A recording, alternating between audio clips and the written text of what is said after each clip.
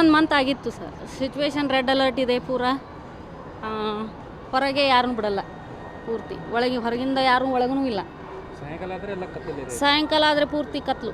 Jammu Kashmir all 4 state ಸರ್ವೈ ಅಂದರೆ ಅವ್ರು ಅಲ್ಲೇ ಇರೋದು, ನಾವಿಲ್ಲೇ ಇರೋದು. ಫೋನ್ ನಿಂತ್ರಿ ಇಲ್ಲೇ ಇಲ್ಲ. ಮ್ಯಾಗಿಂದ ನಾವು ಪೂರ ಮ್ಯಾಲಿದ್ವಿ, 3rd ಫ್ಲೋರಲ್ಲಿ ಇದ್ವಿ.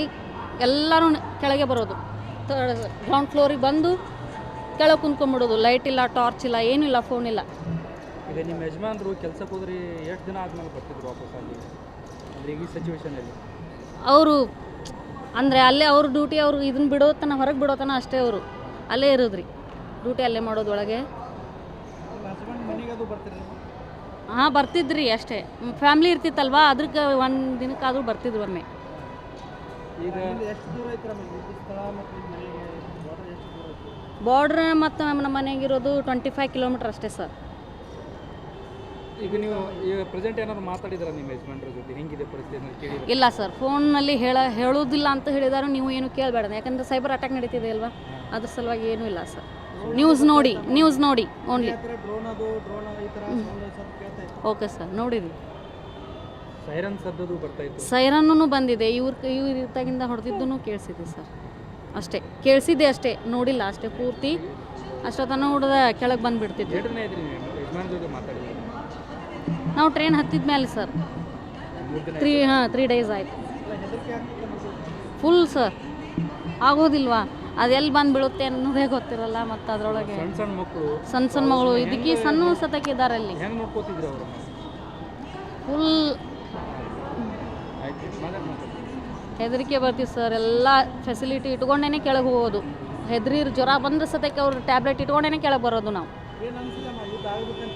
ಆಗಲೇಬಾರ್ದು ಸರ್, ಯಾಕಂತಂದರೆ ಪ್ರಾಬ್ಲಮ್ ಇದೆ ಸೈನಿಕರಿಗೆ. ಊಟ ಇಲ್ಲ, ನೀರಿಲ್ಲ, ಏನೂ ಇಲ್ಲ. ಹಗಲು ರಾತ್ರಿ ದುಡಿತಿದ್ದಾರೆ. ಅಷ್ಟಕ್ಕೆ ಇದಾಗಿಬಿಡಬೇಕು.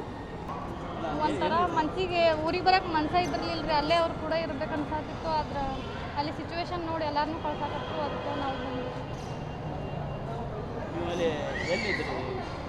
ಜಮ್ಮು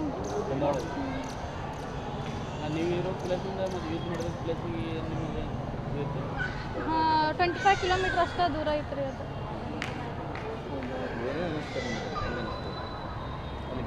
ಹೇಳಕ್ಕೆ ಆಗಂಗಿಲ್ಲ ಬಿಡ್ರಿ, ಅದನ್ನೆಲ್ಲ ಭಾಳ ಭಯ ಸೈರನ್ ಇದನ್ನ ಆತಂದ್ರೆ ಕೆಳಗೆ ಬಂದುಬಿಡೋದ್ರಿ. ನಾವೆಲ್ಲ ಗ್ರೌಂಡ್ ಫ್ಲೋರಿಗೆ ಬಂದು ಸುಮ್ಮನೆ ಅಲ್ಲಿ ಕುಂತು ಬಿಡೋದು. ಆವಾಜು ಮಾಡ್ಲಂಗೆ, ಲೈಟು ಹಚ್ಚಲಂಗೆ, ಟಾರ್ಚ್ನೂ ಹಚ್ಚಲಂಗೆ, ಏನು ಹಚ್ಚಲ್ಲ. ಮೊಬೈಲ್ ಎಲ್ಲ ಆಫ್ ಮಾಡಿಬಿಡಿದ್ರಿ. ಅಲ್ಲಿ ನೆಟ್ವರ್ಕ್ ಎಲ್ಲ ಕಟ್ ಮಾಡ್ತಿದ್ರು. ಕಳಿಸ್ತಿರ್ಲಿಲ್ಲ ರೀ ಹೊರಗೆ, ಅದು ಯಾರು ಹೋಗ್ತಿರ್ಲಿಲ್ಲ, ನೋಡಿಲ್ಲ ರೀ. ಆದ್ರೆ ಆವಾಜ್ ಕೇಳಿಸ್ತಿತ್ತು.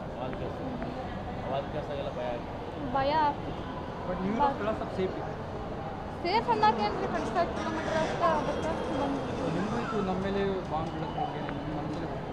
ಇತ್ತು ರೀ. ಮತ್ತು ಅಲ್ಲಿ ಇಷ್ಟು ಅಲ್ಲೇ ಅಷ್ಟು ಸಮೀಪ ಇದ್ದೀವಿ, ಎಲ್ಲ ಭಯ ಆಯಿತು. ಅದಕ್ಕೆ ಮೇಡಮ್ ಯುದ್ಧ ಆಗ್ಬೇಕಂದ್ರೆ ಬೇಡ ಅಂತ ಬ್ಯಾಡ್. ನಿಮ್ಮ ಮದುವೆಗೆ 1 ವರ್ಷ. ನಿಮ್ಮ ಯಜಮಾನ್ರ ಅವರು 9 ವರ್ಷ.